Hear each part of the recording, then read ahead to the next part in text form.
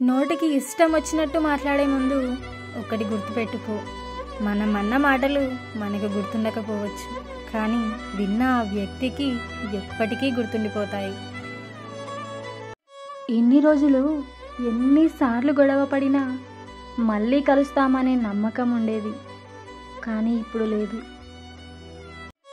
నువ్వు నా పక్కనుంటే చాలు, ఇంకేమీ వద్దు అనేవారు ఇప్పుడు నేను పక్కన ఉన్నా కూడా చూసి చూడనట్టు వెళ్ళిపోతున్నారు.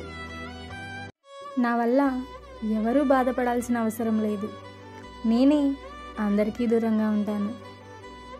మీకు ఇష్టమైన వాళ్ళు మీకు ఫోన్ చేయలేదని బాధపడకండి, ఎందుకంటే వాళ్ళకి మీరంటే ఇష్టం ఉంటే వాళ్ళు ఎంత బిజీగా ఉన్నా మీకు ఫోన్ చేస్తారు. ఇష్టం లేకపోతే ఎంత ఫ్రీగా ఉన్నా బిజీగా ఉన్నాను అని చెప్తారు. ఒంటరిగా ఉన్నా పర్లేదు, కానీ ఈ బాధ పెట్టే బంధాలు, నటించే బంధాలు నాకొద్దు.